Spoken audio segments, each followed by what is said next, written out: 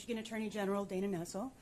And as many of you know, I've inherited the clergy abuse investigation in the Michigan 7 Catholic dioceses: Detroit, Saginaw, Lansing, Marquette, Gaylord, Kalamazoo, and Grand Rapids.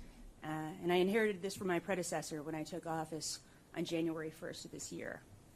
Fortunately, I also inherited an incredible team of individuals who are working tirelessly to review hundreds of thousands of pages of documents that were seized from all 7 dioceses in October.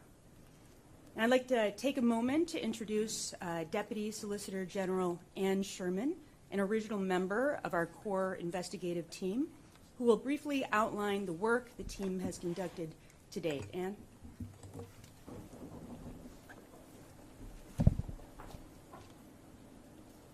Thank you, Attorney General Nessel, and thank you to everyone who's here today, including our team members. I want to begin by saying that I am proud to be one of the many Catholic members of this team. As a devout Catholic, I want to express that these individuals who have committed sexual abuse and the individuals at any level in the church hierarchy who have covered up sexual abuse do not represent my faith or my religion. I'm also a dedicated public servant, and these individuals have acted to harm the people of the state, the people I serve as an attorney in the Department of Attorney General. I am deeply disturbed by what we have discovered. I'm also disturbed by some attitudes of some of the hierarchy in the church, not all, but some, who demonstrate a serious misunderstanding of sexual assault. I want to offer an example. Among the documents we've reviewed so far, we found one where a priest who was discussing another priest's abuse of a child shared his own philosophy on sexual assault. And he explained that this child victim needed to simply admit that he teased, enticed, or gave permission for the abuse to occur. He then gave the following analogy.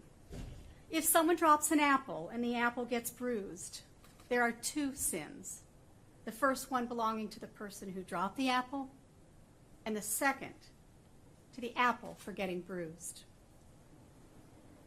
This attitude is horrific.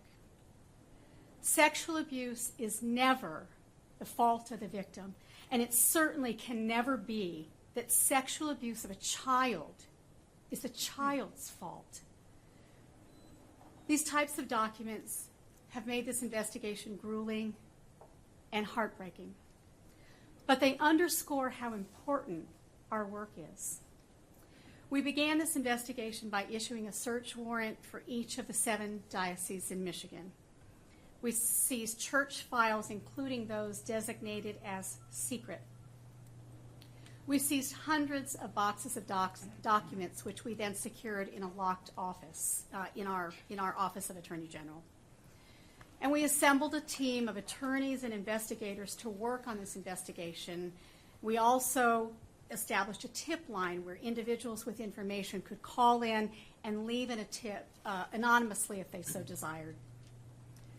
Our core team of attorneys and investigators, assisted by volunteer assistant attorneys general and a special assistant attorney general, have been pouring through these boxes of documents.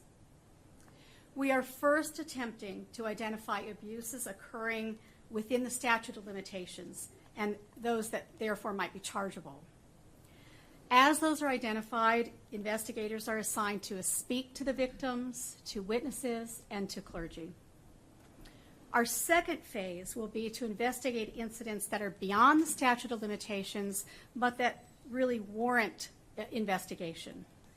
And finally, after this investigation is complete, we plan to create a report that outlines our processes and discusses all credible allegations. It is my hope as a Catholic, a public servant, and a citizen of this great state that we can bring these predators to justice, creating a path toward healing the victims of the sexual abuse scandal and underscoring the need for the Catholic Church to be transparent and to report sexual abuse to appropriate law enforcement. This dual process of bringing the predators to justice and putting a stop to the cover-up within the Church is in fact consonant with the Church's own more recently expressed goals. I know I speak for the entire team when I say that we are committed to ensuring that this is a thorough and complete investigation. Thank you, Madam Attorney General. Thank you, Anne.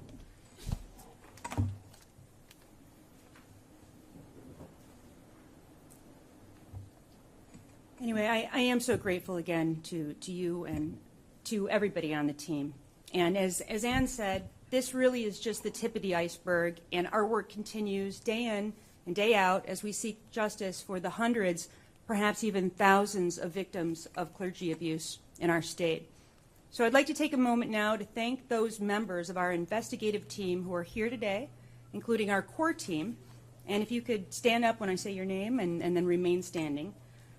Christopher Allen, Josh Booth, Michelle Bry, Lisa G. Karam, Dave Dwyer, Christina Grassi, Danielle Hageman-Clark, Brian Kaloji, Laura Moody, Leanne Parrish, David Porter, Eric Restuccia, Ann Sherman, and Becca Snyder. And for our weekend warriors, the folks who have been coming in every weekend on their own time and at 8 o'clock in the morning on Saturdays and Sundays, Precious Boone, Geraldine Brown, Andrew Jurgensen, Adam Layton, Erica Maserati. Did I butcher your name, Erica? No, okay. Samantha Reisner, Jared Schultz, Scott Shimkus, Bridget Brown Powers. Okay, and the members of our privilege review team, that's a group of attorneys who function independently from our investigative team to review privileged documents, are Kyla Barenko, Rebecca Barrels, Kyle Bruckner, Elizabeth Moriso, Zach Risk, and Risa Hunt Scully. And finally, our investigators, a team that includes both special agents from the AG's office as well as Michigan State Police troopers.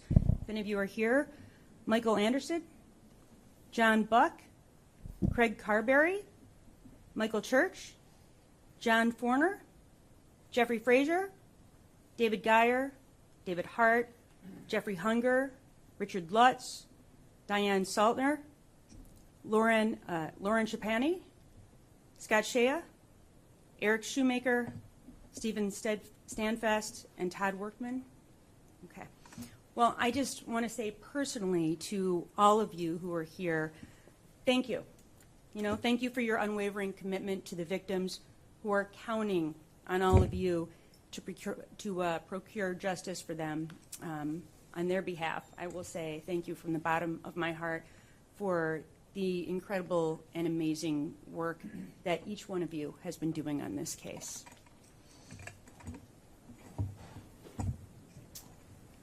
So the work of these individuals that I just named is obviously incredibly important. It is this team, our team, that will take on any large institution that turns a blind eye to victims, whether that's an organization that fails to acknowledge, apologize, and address sexual abusers within their organization, or multi-billion-dollar companies that pollute our drinking water, or drug companies that conspire to inflate the cost of medication. Here in Michigan, our job is to protect the people that live here. And that means going after those who abuse their power by victimizing our state residents. And we will hold these organizations accountable, whoever they are, and we will do so unapologetically. And that is exactly what we're doing here today. We're holding people accountable. And in this case, some of those clergy who preyed on young children and on vulnerable adults. Unfortunately, those clergy were hiding in plain sight, purporting to comfort their parishioners, hearing their confessions, and taking advantage of their position of faith and authority. And today, we begin holding those clergy accountable. So to every victim that reached out to us, and there have been hundreds, and to those victims who are just not ready to call yet, it's been an honor to do this work for you, but that is our job. And we are doing this for you and for the hundreds, if not thousands, of you who have suffered for so long in silence. Now, no one can speak to a victim's pain better than someone who's already been there.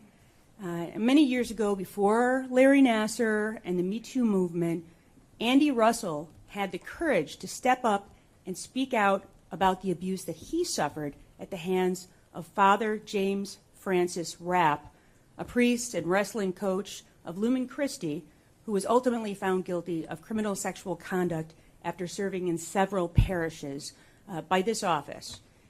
And I am so honored that Andy is joining us today with a message about the work that we're doing here. Andy, would you mind coming up?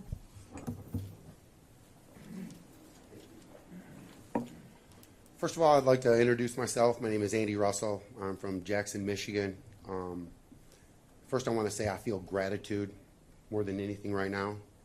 If you see any tears fall from my face, know right now they are not tears of sadness or sorrow for my story.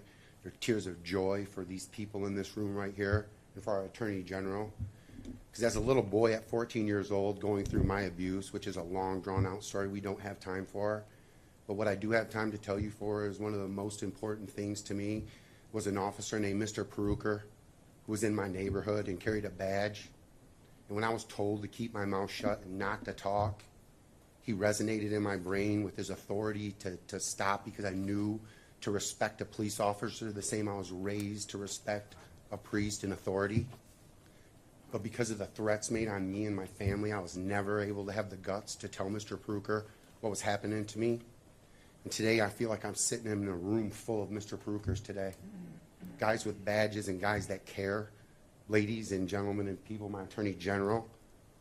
And I just can't express to you the gratitude and the joy I feel that 50 years old, and this happened when I was 14, that I can stand in front of you and say, finally, we're not talking about something that's been going on for 100 years. We're talking about fixing a problem that's gone on for 100 years. We're talking about people who have the courage and the guts to face an uncomfortable subject, an uncomfortable situation that none of us want to talk about, but we have to. Because I have a 6 and a 7-year-old that I live for. And what Dana's doing today and these people are doing is a direct reflection of my child. And I live to protect my child. Because of my trauma, my children are my life. So there's nothing more important besides music. And I love my beats, lady. So I come here with gratitude, and I come here thankful for what you guys are doing, because I know what you're about to experience is what I've gone through. And it doesn't feel good. And you're going to want to put your headphones on, and you're going to want to escape into music. Because I have more gratitude for people who make music, because music heals your soul more than any medicine, any therapy can ever help you. So to see you with them beats on your head touched me. I watched all of you, blew your picture up on Twitter. And I hope every victim hearing this that's about to go through this reaches out to each and every one of you. And I also have Bill Schuette for sending me Angela Provolitis, the Republican Party, who this isn't about Republican or Democrat, it's about human beings. It's about people, it's about children, it's about our kids. I don't vote for any party. I vote for my kids and my family and what's important to me, because I don't have time for all the other stuff. So this means the world to me, that I can be part of this, and I can reach out and tell these victims, or these soon-to-be survivors, we'll call them, this is not murder on your soul. This buries your soul. It kills everything that you've known as a Catholic, but your soul's not dead. And thanks to Dana, my little Oprah Angela Provolitis, They helped bring my soul back that I thought was dead for years. And I lived under the motto that clergy abuse was murder on the soul. Well, it's close to murder, don't get me wrong, but you're not dead. And there's life out there. There's people right here that care about your story and want to help you. And that is amazing. There's no other gift that I could ask for. There's no amount of money. There's no amount of anything that could make me feel better than what you're doing right now today, and all you people. So, like I said, we all have a story. Everybody in this room has a story about your kids, about your grandkids, about the people you love. Well, so does everybody in that file has a story, and you're helping tell their story. And when you're done and you're ready to face your maker, whoever your God is, your story is what you're going to think about. And your story, everybody's life is about stories and other people's stories, and you have an opportunity to make that change. And I hope you embrace it, because it took me too long. And like Dana said, we're in a generation of the Me Too movement, Black Lives Matter. Everybody's life matters, whether it's uncomfortable or not. And you people in the press have a huge obligation to tell this story with truth. Your job comes with truth. And no matter how uncomfortable it is, you need to tell the truth, because we're here talking facts. And she had the guts to knock down the door and get the facts. And nobody wanted to knock down the door for my facts. But I'm living with all you guys today.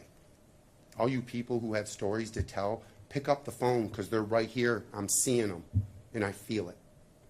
And your soul is not dead. It just needs some CPR, and the paramedics are right here. So I want to thank each and every one of you. If I have a minute or you have a minute, I can shake your hand.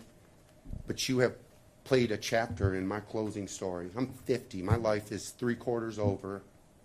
But at least I can tell my story. My final chapter will be about you guys. My little Oprah, my Beats lady. Things that touch my story. The people that make music. Everything. So I appreciate you all. I appreciate the press for coming. Thank you.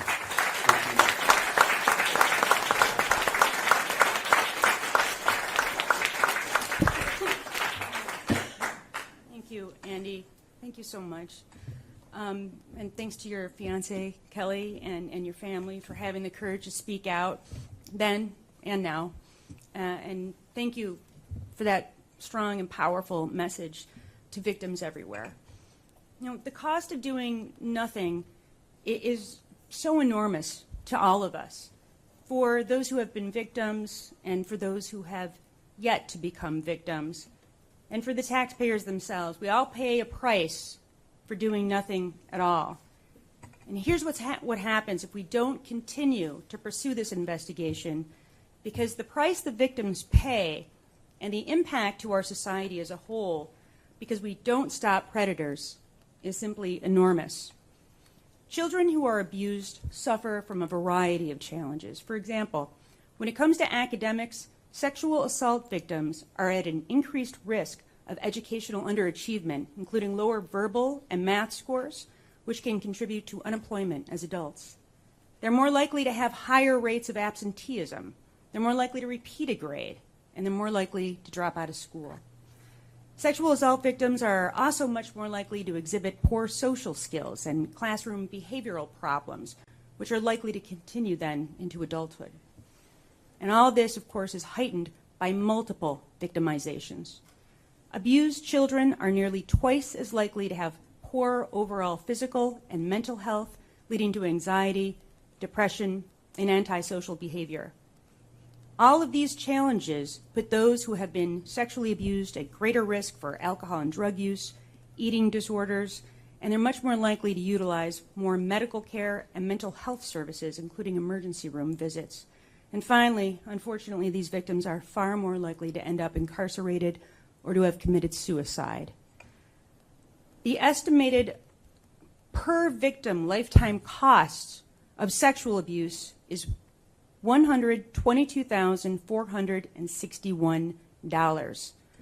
But honestly, I mean, how do you put a price tag on the violence, the loss of trust, the loss of faith, and the overall trauma that a person faces, and that will impact that victim for a lifetime?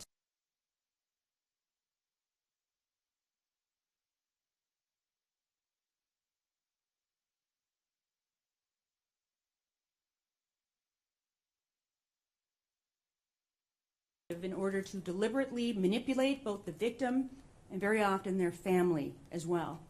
They find ways to be alone with the child and to interact with that child, and they test their victims by engaging in touching activities, hugs and kisses, horseplay, back rubs, and they take advantage of a child's natural curiosity.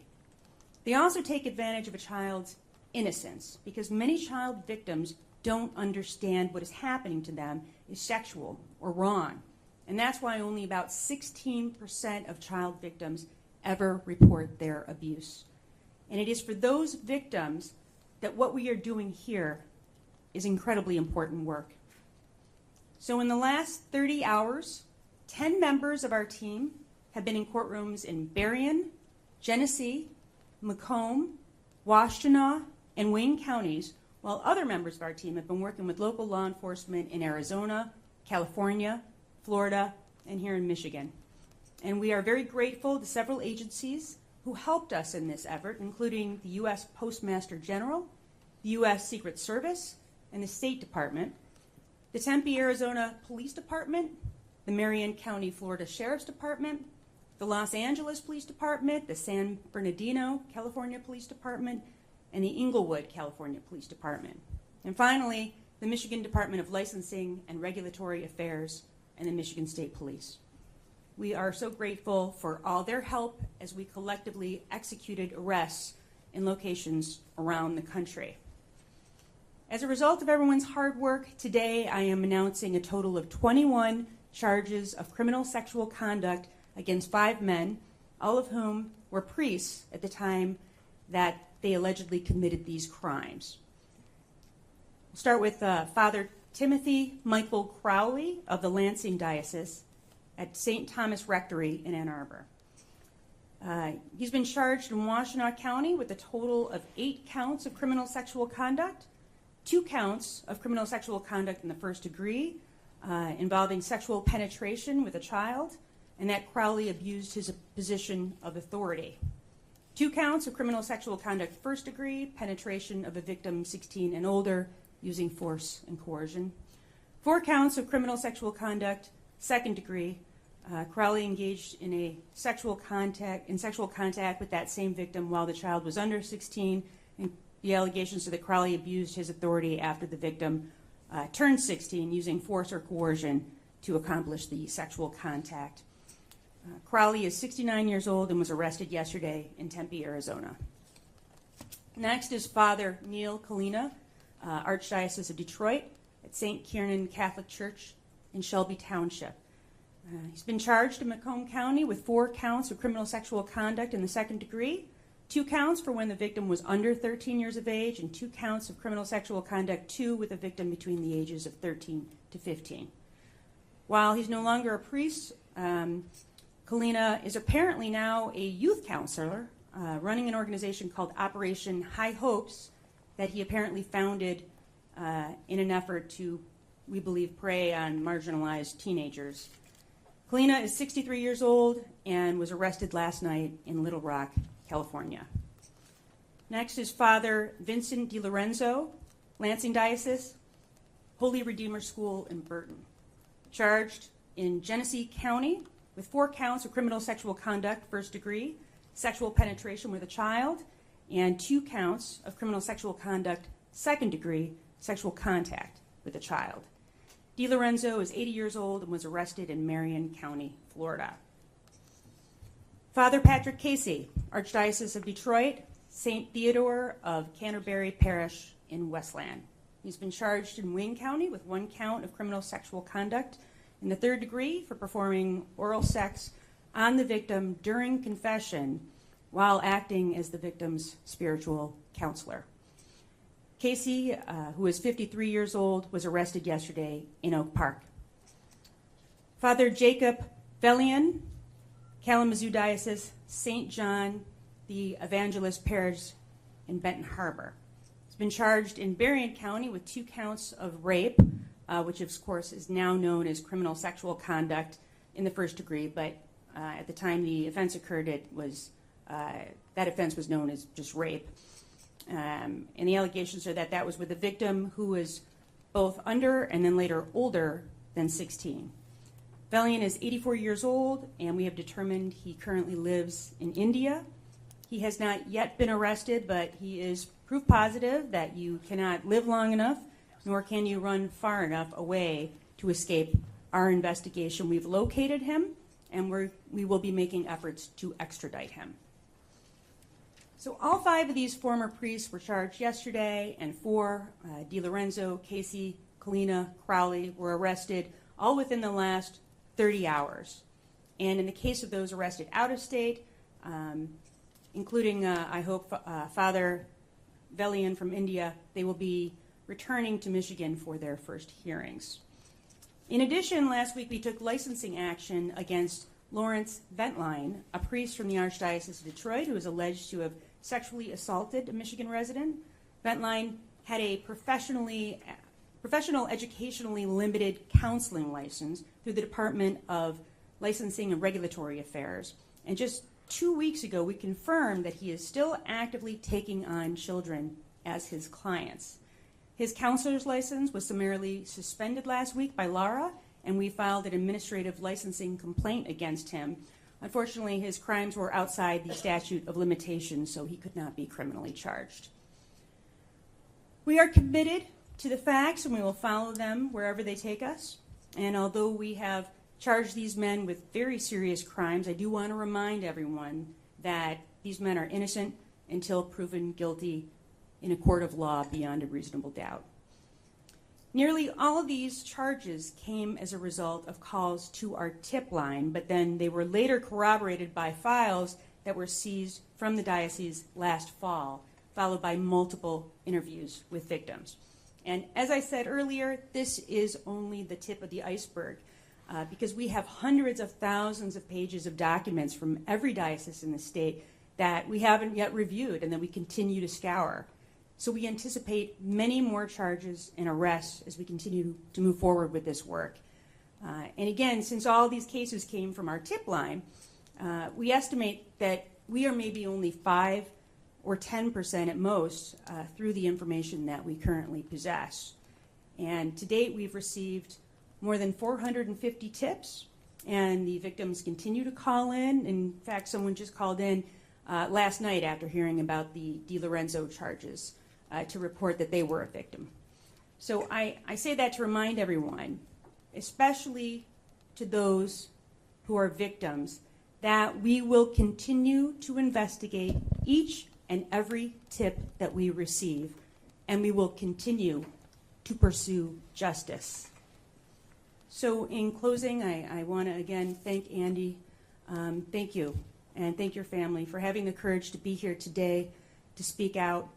And on behalf of all of us involved in this issue, I want to tell you we do this work because of you, and your words today make us even more committed than ever to see that justice is served. So thank you, Andy. And if I could ask our entire investigatory team to please join me on the stage, starting with our lead prosecutor, Danielle Hageman-Clark, and our criminal sexual assault prosecutor, Brian Closion. Now, and then everybody come here. I think it's important that everybody see the amazing team that we have put together here, because we could never do this without them. And I do want to remind everybody that because our office did not receive an extra dime in funding for this massive investigation, these folks behind me, with the exception of the 2 criminal sexual conduct prosecutors that do this for a living, and they actually do this work for the office. Everybody else here is a volunteer on the case, which means that they still are required to maintain their regular workload, whatever the division they're in, transportation or state operations or doing work on behalf of Lara.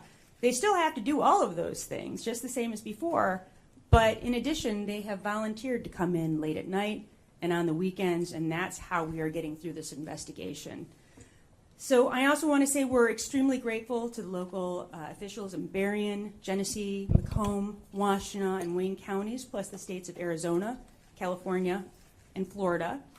And they all worked in lockstep with us in a highly sensitive situation to ensure that we were able to quickly and efficiently file charges and execute arrests in several different locations all around the country. All of us up here, we are your voice. And if you are a victim, or if you know or have any information that would be helpful to us for this investigation, please call our tip line during regular business hours at 1-844-324-3374 or email us at mi.gov/clergy abuse. We are here for you. And finally, I want to remind all the reporters who are here today that aren't covering the no-fault situation across the street that these are criminal prosecutions, and as a result, we're very limited in what we can say. And in fact, I've said just about everything I can say about those particular cases. But we've prepared information packets for each of you that include affidavits and the complaints for the men that have been charged. And hopefully that'll answer most of your questions. So with that, thank you for being here, and I'm happy to take some questions if anybody has any.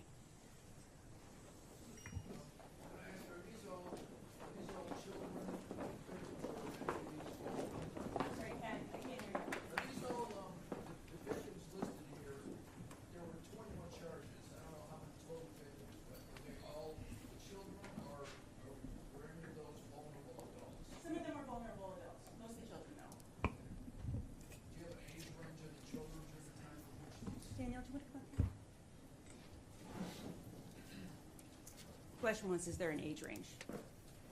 I believe our victims range in age from 5 to 26. In these cases? Yes. And boys, girls, do you have a breakdown? We have, I believe there are 4 boys and 1 girl. Young boys and girls, yes. So how many total victims at this time of charges? There's 5. Okay, so 1 for each priest? Yes. Okay. DiLorenzo resigned in 2002 admitting to abuse. Why was nothing done then? Sure. I believe that back when this was initially disclosed in 2002, there was information that was presented to local law enforcement, and it was investigated and turned over for review, and charges were declined. Subsequent to that, there have been additional victims that have come forward through our investigation, as well as information that we have received from the diocese. Do you have new information that they did not have when they declined those charges? I can't speak for what they had, but I do believe that additional disclosures have been made over the years. Did you find that proper, the fact that they didn't charge back then? I'm not going to comment on another prosecutor's decision to either move forward or not. And right now, 1 victim per priest. Is it possible from the tips that you said only 5 to 10% of the way through them that there could be more victims per priest than these 5? I believe that there certainly could be. Question for the AG. Can you just run through the names and the churches one more time, please? I know you're going to be putting out the packets, but I think instead we'll just make certain that you have the packet so that you have all of that, And I do want to indicate a few other things. These were cases that were chargeable cases for us, but there were many other cases that we discovered that were either outside the statute of limitations, so we could not charge, or the priests who had committed the abuse were now deceased. And in other cases, we would have liked to gone forward, but unfortunately the victims were just not ready to do that. So there are many other cases besides the ones that we just indicated, but these were the only ones that we were able to charge. So for those that fall outside of statute of limitations, they've got no legal recourse. Other states have opened up these windows to basically get rid of statute of limitations and let them at least file civil suits. That failed last year in Michigan. Is that something you would support, opening the window? Well, I certainly would like to see that type of legislation. I think it'd be important to consider. I will say that there are other types of legislation that we've actually assisted in drafting and that we're trying to work with the legislature to get passed. And one of the things that we discovered during the course of this investigation just so far are the number of victims that we're finding who seemingly were groomed for a while as they were children, but then the sexual activity didn't start until these victims became adults. And in some cases, it seemed very intentional that there was no effort to have any sexual relations with these people until they had reached adulthood. But, you know, we would really like to see new legislation that really prohibits any kind of sexual contact between a clergy member and the parishioner that they're counseling. We think it's very important because we've seen time after time after time where we believe that's the way that these victims were exploited. And if we could just make that illegal, we could prevent a lot of unnecessary abuse. What about that what about that window of those victims? I spoke to one recently, quite a loss.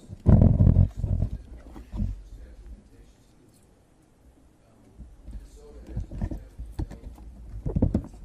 lawsuits and settlements. What about Michigan? Well, I think that there's a lot of potential legislation that I know people in our office would be interested in supporting, but we'd have to see what the exact nature of that legislation was. And obviously, you know, there are a lot of things that this office can do, but passing new legislation isn't one of those things. So a lot of those comments, unfortunately, had to be reserved for, you know, our state senators and our state representatives and for the governor's office. That doesn't mean that we wouldn't be very, very happy to review that legislation and to provide our opinion, both our legal expertise and just from a moral and ethical standpoint, what we think should happen. But obviously, we're not in a position to pass new laws, but certainly those are great questions for our legislators. Has the Catholic Church been cooperative with your office? Sometimes yes, sometimes no. It depends on the situation, and it depends on the diocese. Attorney General, is your office All I'm going to say about that is that the materials I know that I have personally read, I've seen some things that are incredibly disturbing. And I will say I have seen communications, not only times when there's discussions between higher-ups in various churches where they discuss having found out, having discovered that a priest was abusing a child, and then having the discussion be, where should that priest go? Not should we go to law enforcement, but what should we do with that priest? Where should we put him so that he can still serve as a priest, but also how much should we, what kind of finances should we be putting together to pay off the family of this child in order to make certain that they don't come forward? So yeah, we've seen that over and over and over again. And we've also seen it since 2002, by the way, when allegedly the church had made certain that that kind of conduct wasn't happening anymore. That's not been our experience. I've read the actual non-disclosure agreements myself, personally. So to say that they don't exist, we confiscated those. Attorney General, is your office Are you saying you have an active partner with the church or not with regard to getting to the truth now? Well, but so there are obviously these 7 different dioceses, and so that's who we're dealing with. Some are more cooperative than others, but I'm not going to, name specific dioceses at this point. Will you be announcing any charges anytime soon, or are you pursuing charges against diocese officials? Right now, what we're trying to do is we want to make certain that we are taking dangerous predators off the street. That's our number one goal, not just to hold those accountable that we still can because they are still living and because the crimes are within the statute of limitations, but because we want to ensure that there aren't future victims. But I'm not taking anything off the table in terms of potential charges against anyone that we believe is criminally liable for these offenses and complicit in any way. Attorney General, is your office currently investigating Saginaw County? That's like 10 different questions at the same time. So Michael first, Beth, who else? These 2 in the back, anybody else? Ken, if you have more questions, we'll just deal with you separately. You after that, and then we're good, all right? Okay, Mike, you gotta remember your order, by the way. So Michael, Beth, and then those guys, and then that guy. Okay. What are the next steps for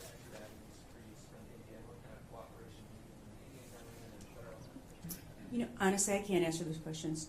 Daniel, we don't have any of our agents here right now who have been doing the work on that.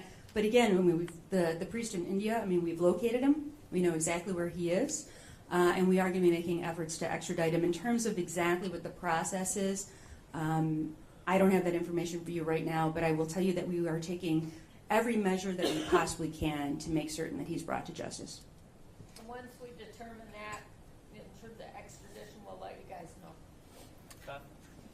In terms of those cases where the statute of limitations has expired or the person's died, will those all be detailed in the final report? Yeah, we're going to try to put as much in the report as we can. And so when we are finished with this investigation, and we said, when I had my first press conference on this, which I believe was on February 21st of this year, we estimated about 2 years to complete the investigation. Well, I hope it's not going to be more than 2 years, but I will say a few things. One is we continue to get tips in all the time, and so our first priority, of course, is to contact the people making tips and to explore that, which means it's a much longer process of even getting to all the hundreds of thousands of pages of documents that we have. So, we're trying our hardest, but again, I'm working with almost an entire crew of volunteers, and it's not just, of course, the fact that we have to work with not getting any extra funding. As many of you know, the proposed budgets from both the House and Senate would be to drastically reduce our budget. And even the money that's paid, that's used to pay our sexual assault prosecutors, that comes from our general funds as well. So we're going to lose staff. So even people who are our regular staff, but then come in on the weekends or at night to work on this, many of them are going to be gone too. So in terms of how long it's going to take to complete, it's really hard to say when you have this sort of an operation running. And Andy touched on this before. My understanding was that there was about $2 million that was set to be appropriated for this investigation back last fall, prior to me winning the election. And my understanding was after I won the election, the legislature decided to retract that appropriation. And I think it's important to talk about, because as Andy talked to you all about, this has nothing to do with partisanship. This is an investigation that started before I got here under my predecessor, who was a Republican. I happen to be a Democrat, and I'm continuing the investigation. There is no difference when it comes to investigating and prosecuting sexual predators. This should not be a partisan issue, and whether or not this investigation is funded should have nothing to do with my party affiliation. It should be about helping victims and getting justice for people who so badly need it. And I can't help but express my outrage at the fact that the legislature would think it's appropriate for sexual predators to remain on the loose and to create more victims in our state simply because they don't want to fund an investigation that is being conducted by someone who happens to be of another political party. These folks who are conducting the investigation, I think with the exception of Danielle Hageman Clark, our lead prosecutor, they were all here before. I didn't hire these folks. I would have. You guys are wonderful. But, these folks came in prior administrations. But they're amazing lawyers, and that's why they're continuing this work. I don't know if they're Democrats or Republicans, and I don't care. All they care about is the fact that they're amazing attorneys and investigators that care about helping victims. The end. And in terms of Danielle Hageman Clark, I don't even know what political party you are. What I know is this. You're the best damn sexual assault prosecutor that I've ever known in my life. And that's why the Prosecuting Attorneys Association snagged you from Wayne County so that you could be the person that trains prosecutors who conduct these kinds of prosecutions all around the state. And I know you're going to do a fantastic job. And I'm so grateful for all of you guys and all the amazing work you've done. And I just hope that the legislature, when they evaluate not just the fact that they're not funding this at all, but that they're going to cut our staff by, could be be dozens and dozens of attorneys, the kind of impact that that's going to have on this sort of investigation. So that's a very long-winded rant in response to your question, how long will this take? The honest answer is that I honestly don't know. All I can say is that we're working as quickly as possible, given the resources that we have, and using, mostly volunteers to get through the information as quickly as we can. So we've got, I have a real quick question. Did you all just get that? Please, did you just get what she just said? That was true words that these people need to hear. And I'm sorry to interrupt you, but I can't stay in my seat after hearing that. That's what we need to hear. So thank you. Thank you, Andy. okay, we have 3 more questions. That's it. It's the 2 back here and you. Can you say if you are working with investigators over in the Hemlock area to look into the allegations against Father Dennis Kaharchik?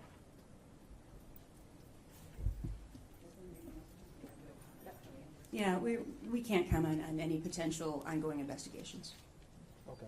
And does your office have any comment today on the diocese appointing Robert Gruss as bishop? No, we're not going to comment on that. All right, one more. Before charges are filed, are you communicating with the diocese about who's under investigation?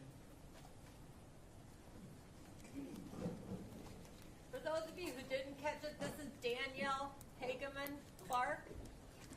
You asked a question about whether or not we're having communications with the diocese before we charge. And the answer to that is when we get a credible report of an allegation of abuse, we send our investigators out to interview victims, witnesses, and the suspected clergy member. Once we have confirmed the information that we have, once we are comfortable with the reports, once we have completed our initial investigation, we call the diocese and we let them know that we have this person under investigation, and we ask them to remove them from active ministry while we continue with the rest of our investigation. And they have been cooperative in that regard. All right, that's it, everyone. Thank you so much. If I could ask the team to stay, please. You guys, go home to your story. Thanks, everybody. Thanks for being here and for covering this important story. We appreciate it.